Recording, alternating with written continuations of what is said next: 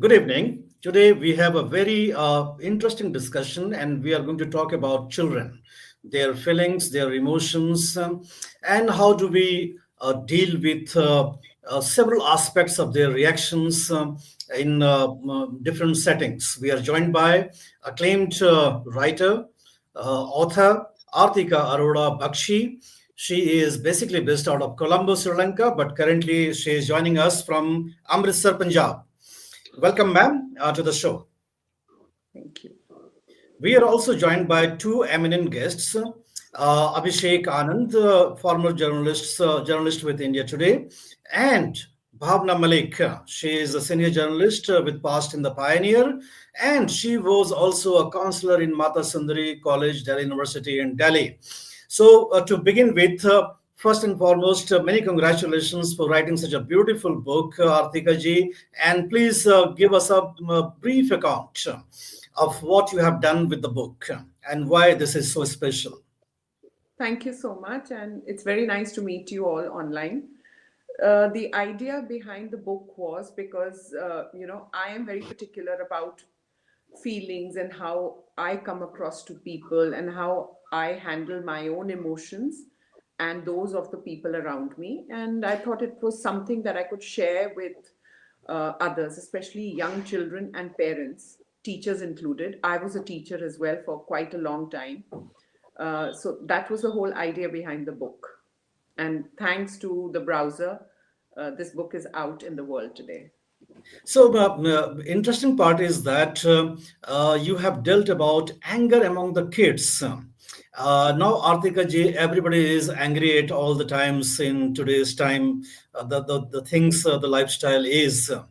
Why the kids are so angry? You know, there are so many, these days it's a fast paced world. There are so many things around us. There is so much of chaos. Things are changing.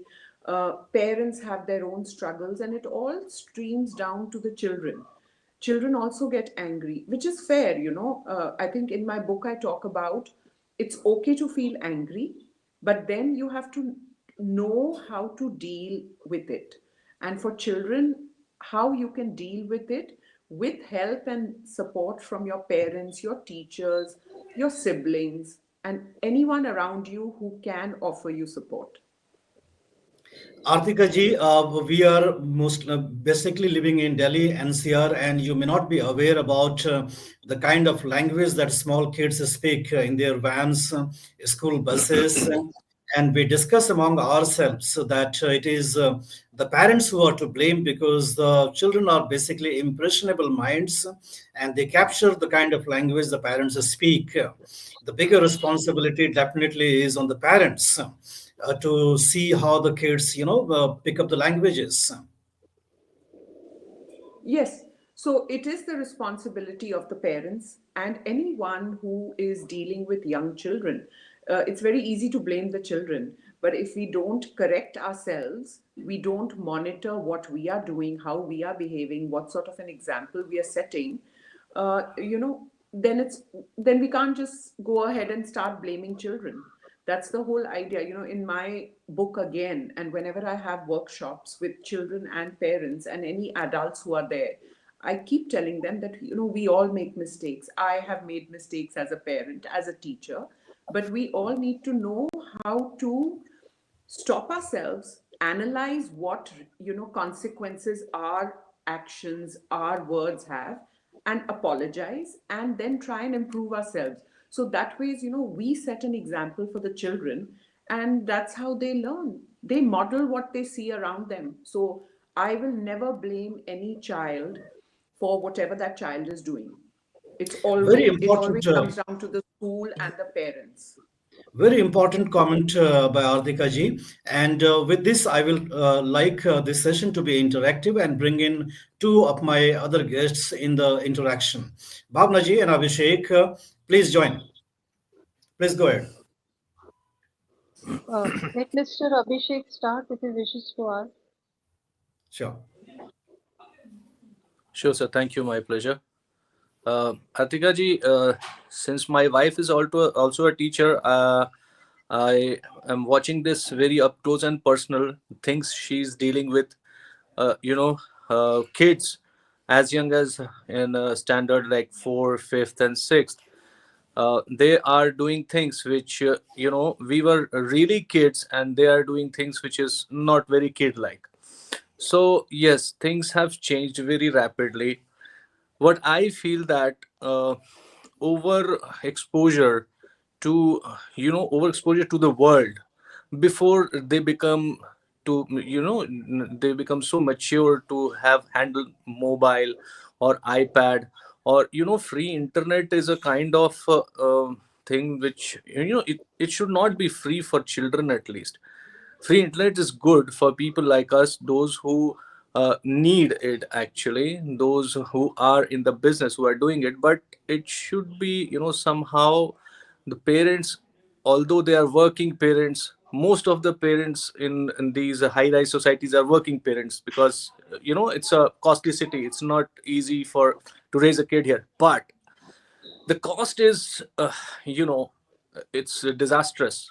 I have seen there was a case when a class 7th student smuggled liquor from his dad's bar to this school. So yeah, things are people like you are really required to guide parents and teachers both how to stop such things, how to you know uh, keep sanity of children's mind. Should I Yeah, answer? So definitely. now here, I've heard this a lot of times. Even I have thought about it. There is advancement in the world, technological advancement. Children are learning so much more today, and it happens with every generation. We were a different generation compared to that of our parents. So with every generation, while there is advancement and development, there is also a little bit of a flip side, that there is too much exposure. But like you have so many appliances, gadgets today, and they all come with these instructions. I feel if children are using the internet, it can be used to their benefit, to make them smarter, to occupy them better. It has a flip side also, but there is this little instruction, monitor what your child is watching. There are child locks on various sites. So if a child is taught, like you're learning to drive a car, this is how you drive, these are the instructions, this is what you do. So if a child is using the internet, that these are the instructions, this could happen, you could come across certain things that are not age appropriate, this is how you navigate. So that's what I feel. I think this is not, it cannot be done on a large scale, but individually with every household, every class, every section, you can try and educate the children to use all the technology, everything to their benefit. Make them responsible. I think if we give them responsibility, maybe Bhavna ji being a teacher will understand what I'm saying. If you put responsibility out there, treat them as responsible individuals. It has worked with me in certain things, with my children, with the classes that I was teaching. I've been teaching also for almost 12, 13 years. So, and junior kids. So, that is what I think. Interesting. So, before Bhavna ji comes in the picture, one thing I would like to add here is that it's really worrisome that the kids are behaving like adults in many ways, and that's a big challenge because, as Abhishek said, when both the parents are working and out of the home most of the times, and the kids are alone, it's very difficult to really keep a check on they are doing. So, Bhavna ji, please share your experience because you have also counseled Delhi University students in the Mata Sundari College, and you must have definitely picked up many of the behavioral challenges. So during my tenure at Mata Sundari College, for at least 7 to 8 years, I worked there. Students, the girls, because this is a women's college, they are very open in discussing their relationships and making their own choices, and they don't find it bad if they are into. They are just moving in and out of relationship. It is like this. They are just nothing serious. It is like they have other options also, and like you mentioned, they are continuously on the phone. And my question to you, Artika, is it's a wonderful book. I have read it today. You speak about emotions, feelings, sadness, joy, and Manish sir also mentioned about anger. You said it's okay to be angry, but how do parents come in? When is the time when they must understand? Since we have juvenile crime on the rise, and they are from good families and they are educated students, good public schools, and they are committing all kinds of crimes. So when should parents and teachers come chip in that now this anger is not wrong? How to assess that? As you know, as parents and teachers, counselors, you're a counselor, our job is to always be alert, to be aware of what is happening. I mean, I spoke about setting the right example, but we are also responsible for the children who uh, are ours, or we are responsible for their education. So our eyes and ears should always be open, and I think we are, I think, equipped to understand what is acceptable and what has already crossed the level where professional help is needed, professional guidance is needed. So that, for that reason, we need to be aware. And that is why, yes, juvenile crime is on the rise. Children, because children feel isolated as well. We spoke about the examples they see around them, but it's also about isolation, because we don't listen. There is lack of communication. Devices have made people depend more on what they are hearing on the internet, rather than communicating their own feelings and finding a solution. So I think that is where the communication lines between parents, children, teachers, and counselors need to be open. In many cultures there is this joint family system. You have extended family, you have guardians. So as responsible adults, we are all responsible for this. That's what I feel. I'd love to hear your opinion, since you are an expert. No, I'm in the process of learning. Like Abhishek sir also said, they are on the devices. Parents are working. We have single mothers also. So if they have to work to make ends meet, then how can they be at home and give time? There is a gap in communication that students as young as in first class, second class, they don't eat their food without using the phone. They're watching the cartoons and then they are eating their food and they don't listen, they create tantrums. Uh, my one question is that you are a Sikh yourself and you have written your book, My Little Sikh Handbook, and then this book also you have a Sikh character, Himmat. My question is, do you think Sikh psyche is different from others, or it should be different from others, and how? Not, I don't think there is any difference. The reason this book also, my earlier books were specifically for, the Sikh audience, and to create awareness about what the culture is, the what Sikhism stands for and everything. But in this one, the reason I have a Sikh character, if you've noticed, there, there are children from diverse Yes. ethnicities in this book. Mhm. And the reason the Sikh boy is there is just to show that today we are all one. We are all one. It's one world. Hmm. Yesterday was Gurpurb, Guru Nanak Dev Ji's Gurpurb, and Hmm. the thing that he stands for even today is oneness. Hmm. So I don't think Sikh ideology or Buddhist ideology or any other ideology is different. It's, I think, what you take out of it. So, and today the world is open. Children, I think today the children are global citizens, because Hmm. most of the children are not, uh, boxed by the country they belong to, or the ethnicity they belong to, or the religion they belong to. I see that they are quite uh, open that ways. So That the is Sikh true. character is only for diversity. That is true. But here, Artika ji, I would like to probe you further about communication. We see that communication breaks down between parents and the children when the parents become, very disciplinarian, and when they are very concerned that the kids are, obsessed with internet or with certain activities, then the kids become rebellious, and the communication breaks down. So, how do you deal with such challenges? This is very complex.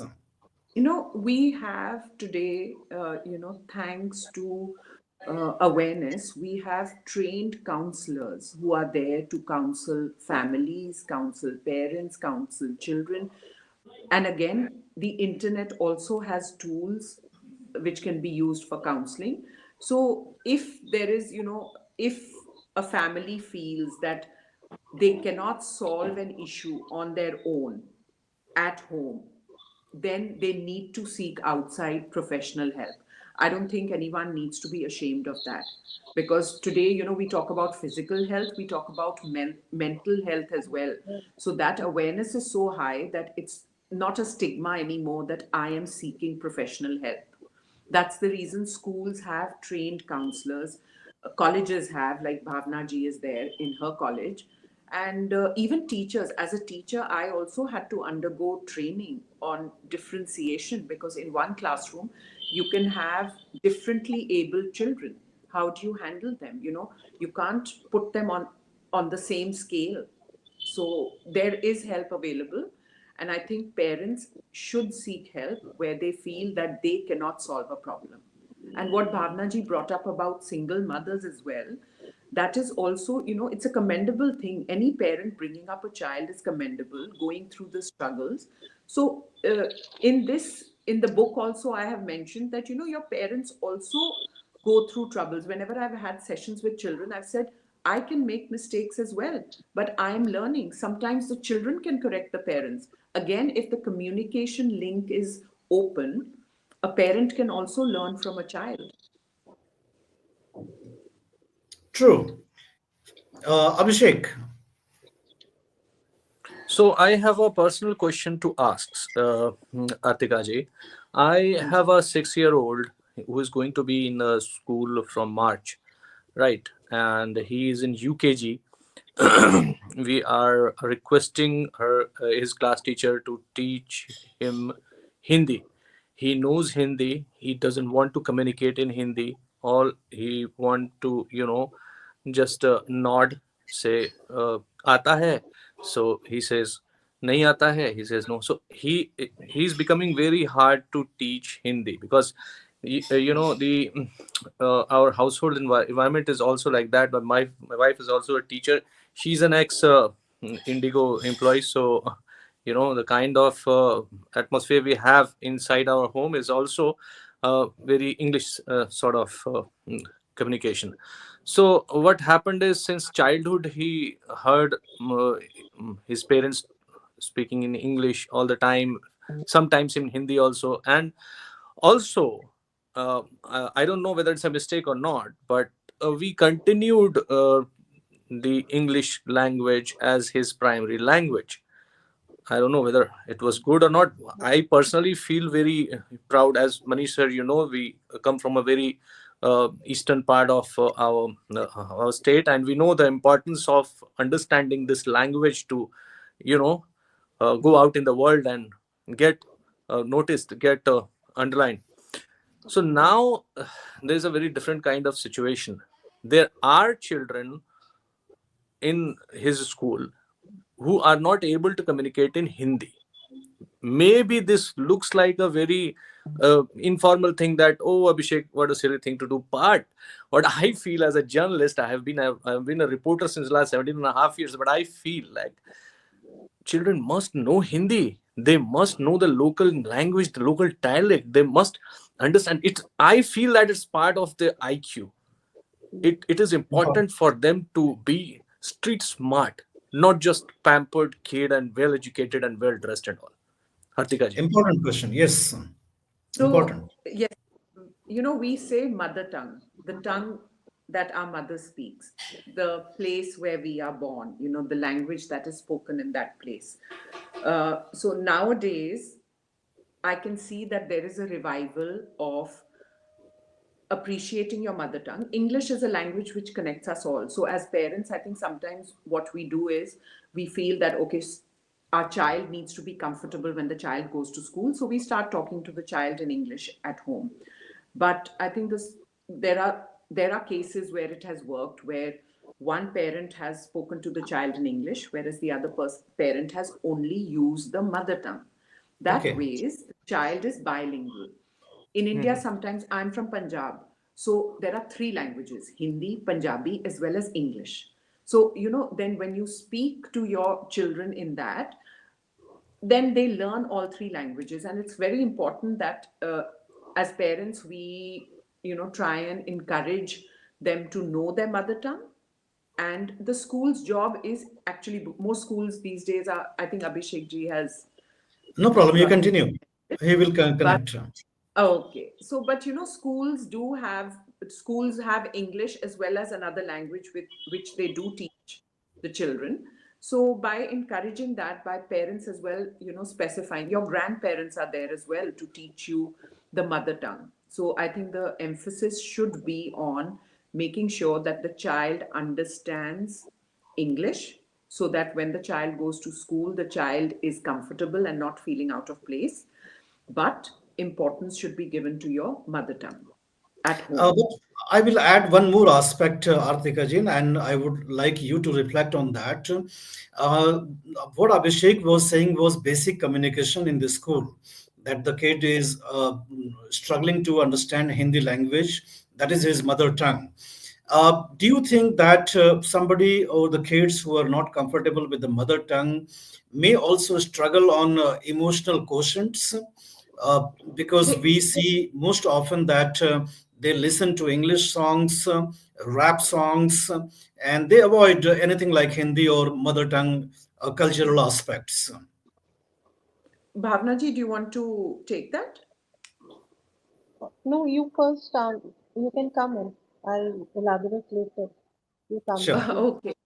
So, I think when you don't know a language in school, there is this, the child does feel uncomfortable and sometimes embarrassed as well. And especially when you can see others around you understanding. So that embarrassment comes in. But again, you have teachers who can, I think the teachers also should be conscious of the fact that children can feel embarrassed over these issues as well. What we may think is a small issue may be a very big issue. Hanji, Abhishek ji, I was talking about bilingual kids and kids who speak three languages. English being the connecting language, and the other languages, your mother tongue and your, Hindi as such, if Hindi is not your mother tongue, being spoken at home. So now I'm talking about, with schools, if you don't speak a language, your teacher is aware. And I do notice a change in the teaching styles in India. In schools, it has changed, because teachers also now are a little more conscious of how their words affect children. And classroom sizes have become manageable these days. Am I right, Bhavna ji? Yeah, that's true. And like There, Abhishek said, that it is part of IQ. But it's not only IQ any longer, it's emotional quotient, then it SQ, spiritual quotient. And whenever you're in the marketplace for a job, they often ask you, can you work in a team? Emotional, intelligence now has different dimensions altogether.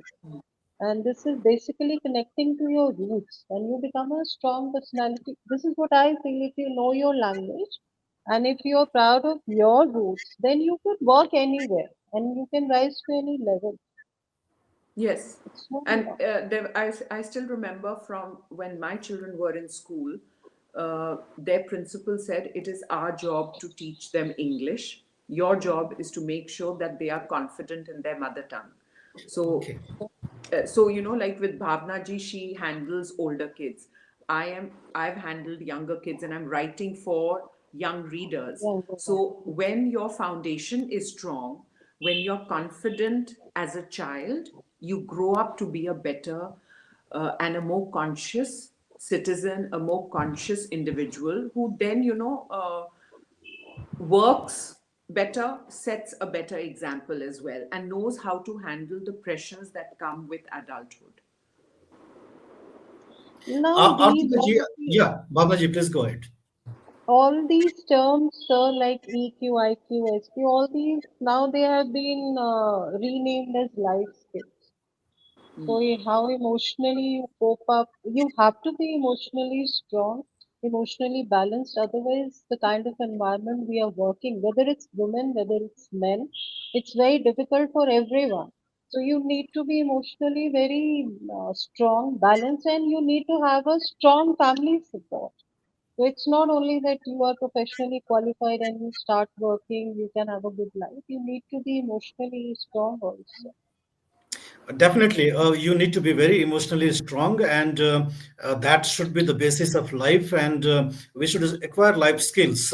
Artika ji, I would like you to talk more about your book and your previous books, what they were all about, and what is your future plan. How are you planning to take this forward and to a bigger audience? So, my books actually are a reflection of me. All the books are based on how my family, has been, and how we raised our children, how we were raised, how my parents, I'm talking about in the early 70s, how my sister and I were raised is very similar to what I've put in the books there. That time also, it was considered different. Today also, the way, the amount of time I've given my children, and as a teacher as well, how attentive I have been to the students who have been under, who've been my responsibility, is all reflected in those books. The first book was about Sikhism, sharing what Sikhism is. It's not just about what we are told to do. It's about finding all these, these basic tenets of Sikhism, what Guru Nanak Dev Ji has taught the world. Yesterday was Gurpurv. Everyone's talking about oneness, about sharing, about langar. And yesterday there was this, given the pollution levels, if I may talk about it, in India right now, the high AQI, everyone brought up, the shlok which Guru Nanak Dev Ji wrote, Pavan Guru Pani Pita, Mata Dharat Mahat. Everyone has spoken about it. And it's a reminder that, he was a reformist. So many other, saints and learned men in India, we've heard about Kabir for that matter. You hear they were all reformists. They were teaching oneness, they were teaching respect for each other. So in my first book, I talk about that. It's a story based activity book where a family is having a conversation, and through conversation they are learning. So I'm a firm believer in conversation. I'm a firm believer that conversation leads to better bonds in families, in classrooms, and in workspaces as well. That was the first book. The second book was Ardas Made Simpler for Children. The third book was about traveling. It's a travel journal. So I've used the example of a train journey in India, and these children are visiting Amritsar. So I've spoken a bit about the places in Amritsar, and then I have told them that, they can travel anywhere in the world and use travel journaling as a mindful activity, as a memory, as well as, it makes you pause a little to think about what you've seen. So that's a travel journal. And the fourth one was about Maharaja Ranjit Singh and the mighty Sikh Empire.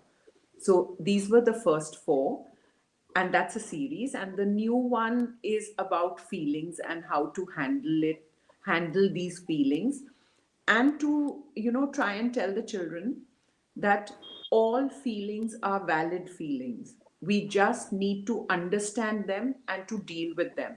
And again, the pattern is as an activity book, which will encourage a parent, a teacher, an older sibling to interact with the child who's doing this activity book. Interesting. Artika ji, Bhavna ji, and Abhishek. One question I would leave to all of you to talk about. that the society prepares a certain prototype kind of an example for children, that they should be like this.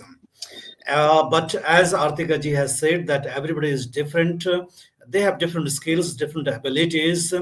Then how do we reconcile to the different abilities when the society imposes a fixed kind of a supermodel, that one should be like this, one should go into IIT, one should go into medical, one should become a super engineer, one should become a superstar. Somebody could be shy, somebody could be introvert, somebody could be a book reader. There could be different kind of personalities of the children. How do we deal with this, and what big challenge is this for us? This question is for three of you. So may I So I respond? Yeah, let Yeah. Abhishek begin, and then one by one we can Please. go. Please. So, Manish sir, what I have done is like, of course, I have selected one of the best schools in the locality for my kid. He will be going in the school from March, but uh, I have learned something in my life that I am not going to be like what my parents were or their parents were. I'll be different. I am capable enough, and I have, earned enough for my kid to have a stable future. So, what I personally believe and what I have planned is once he turns 10, I will be going to the National Rifle Association and I'll be registering him as a shooter. Whether he does it or not, whether he clinches medal or not, I'll be giving him one life skill. And if he gets it, if he gets through it, he will be doing wonders. If he doesn't, it doesn't matter at all because already he will have, okay education. If he wants to pursue education, it's fine. But what I believe that as a country, last time, last medal we had in firearms shooting was in 2004 Olympics when this gentleman, now he has become a politician, Colonel Rajyavardhan Singh Chauhan. Rathore. Rathore. Rajyavardhan Yes. Singh Rathore. So Rathore Yes. Saab brought us silver in trap shoot, and after that, you can count the years, 20 years. We have zero medals in firearms shooting. All the medals you are witnessing me shooting are of air guns. Air guns has very intense competition. So I believe that parents should think about this also, explore this field of sports also, not necessarily cricket, not necessarily football. There are sports which are high in demand, and if we put our kids at an early age, if we give them this opportunity, maybe we can change the entire dynamics of sports in India, just giving one sport as an additional subject from home, not from school, from the parents. If we give one more subject to them, that one sport you have to play, and So I think Abhishek, that can change things. yeah, Abhishek is basically talking about guided aspirations. So the parents guiding the kids to become aspirational in certain field because the parent has certain kind of inclination towards that. But the kids who grew up in the 70s and the 80s, they had to live up the dreams of their parents, and there were a lot of challenges because of that. So, Bhavna ji, your thoughts and last words would be of Artika ji. So I think we basically in our country we have a herd mentality. We don't encourage individuality. What we saw the quota colleges, the IIT centers, the students committing suicide, and most of them they wrote in their suicide notes that we could not tell our parents that we are not good for IIT or we do not want to become doctors and all. And parents are selling their lands actually that they should become IIT professional or they should become doctors. So we need as elders also, it is not only parents' role, as elders also, we need to encourage if they have a hobby or if they want. We generally associate everything with economy. This is your profession, how much you will earn. So we basically we don't give time to the young children or young minds to think on their own. I think So it's very better that. serious questions, very serious thoughts. Bhavnaji is saying that we should not stress out the kids with our dreams and aspirations superimposed on the younger generation. And what Artika ji said in the earlier part of the discussion, that the parents must develop conversation with the kids, and that would definitely help out the matter. If there is a conversation, the kid would be in a position to explain that he is not made out for the engineering, he is not made out for the medical, he may be made out for humanities, for economics, or for certain other streams. And in life, the viewers and the listeners and the parents who are listening to this discussion, they must be very mindful that opportunities exist for everybody, for all the skills. It is not the engineers, it is not the doctors for whom only this world is all about. So, Artika ji, your last words. So, what Abhishek ji said and what Bhavna ji said, and you have also summed it up very well. The world is changing. Parents are becoming aware. They are communicating with their children. You know, they are, what Abhishek ji was also talking about was sharing aspirations, where he has certain dreams for his child, and he will give the child that opportunity. Suppose the child says, this is not what I want to do, but I want to play cricket. I'm sure Abhishek ji would encourage the child. And what Bhavna ji also said, you know, that uh, there's so much, there used to be so much of, even now to some extent, you know, with parents, you look at the NEET exam, for that matter, you look at all these common entrance exams that are happening, you know, the amount of pressure that is there. But through social media, through television, films, and everything, you are seeing awareness being created. And you know, change doesn't happen overnight. We can see change happening today, where there are people who are children who are choosing careers which you and I would never have chosen when we were at that stage. So change is happening. It'll happen over the next 4 years, 5 years, 6 years, 10 years, and we will see that happening. So I can already see it, and I'm quite confident that the world will be a better place, a more aware So, place, a mindful place, and a happier place for everyone. So, on that positive note, we will wrap up the discussion. And it was a very sensitive discussion because we were talking about the younger minds, the smaller kids, their psychology, and the way their minds shape up. And Artika ji has shared a lot of tips, I would say, which we should follow and we should inculcate in our life skills. And Abhishek and Bhavna ji also shared their expertise with us. Do share the link of this video with your friends and relatives. Artika ji, thank you so much for joining the discussion. Abhishek and Bhavna ji, thank you so much. Thank you so Thank you much. so much.